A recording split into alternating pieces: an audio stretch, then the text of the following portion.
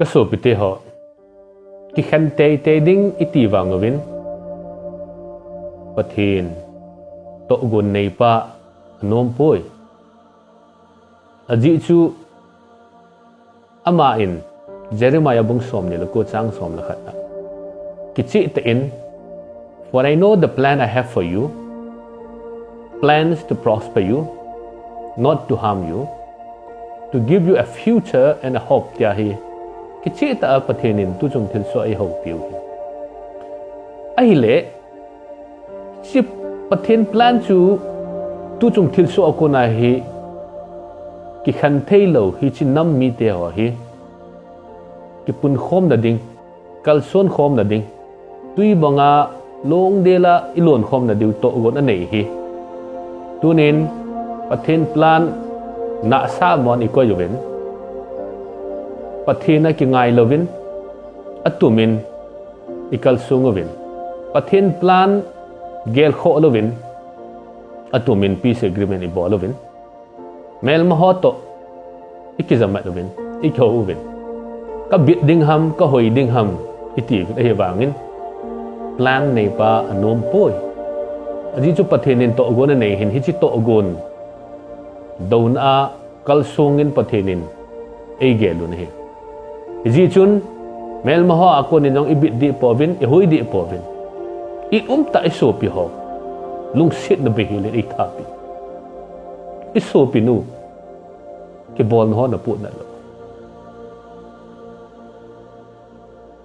pija chu tu nya he nang khuchi ke khuchi ti jing na mem hin khui sat ngai na lai ham ki bung khan na pai sa na dinga chu in izat ke hal di inga na lai ham ki lung khat na dinga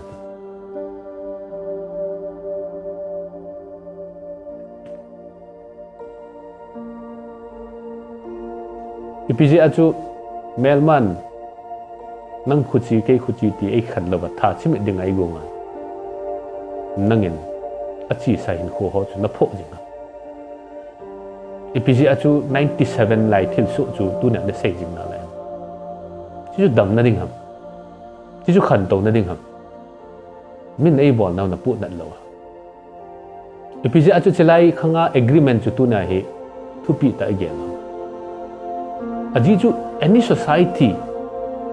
that still live in the past cannot progress. Có em khăn tàu đinh đầy lắm. Khăn tàu thì mà cha lộ thì mi giá nó mình thì mi gìn nó mình thì vài lệ. Mà sang thiên số họ tua phổ phát. Nâng cả bảy thầy bôi. Nâng cái cây này bảy thầy bôi. Tôi nên là thì này lệ. Có em mà bồn à. Cái sang à bồn là đi đăng đằng. Cái thi này lệ năng sang à apun na didang umde Ten commandment bon chu pathin ama ta na pi Israel mi te dinga hi chi bon chu tu khanga he lung sit men ta san wanga hu hinga aki khel thia hi le hi chi agreement chu pi ja chu tu nai pho jing ke ba ki bung khan nei nei jing ke kham khang to te ma cha lu te ilung tu mu long te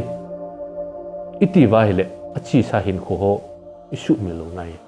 iki ngai da mo ngai aji chu pathin ho te hi bi pha sa hoin kai te hi bin bible sim te hi bi na so pi su khil na ngai dam lo wa hi le wa na pathin nang su khil ti ngai dam de he nge so pi le so pyong ke nai ki that to the hi among christian khat pathin cha khat quality chu mi ngai nam chu tunin achi sa hin kho ho che ki ngai dam tin kal sum kho mut pathin plan do hin pathin plan na do wa hele pathinin na mo ve lo ding tunin ki bung khan na lung thim ki mu da na lung chang tuna i pai lo wa li ti le pai do kal son khom pha le ki lung tu ta hin khomon khom pha ki ngai lut pha ne ki chu pathen cha te hi nai na so pi na naw nu na thisan mina kiu changa kaya lung sit na behi la bola su sikit na so pi na sangam min lung sit na behela ta sa ki chip na ne ya tu na khuchi ke ke chi nang ke na he ti chu sei na lai de ho jin pathenin ap ma plan he na dawa le amit chang tong kha tham kha ala koi ne ya pathen mit chang khoi ding na ki ko agei ma sangin ilung khelo tin ilung tu tan kel song ho mote ti chu pathen cha te hi na jong hin chu ti la pathen to gon joins bon ngai keep away divisive mentality the feeling of hatred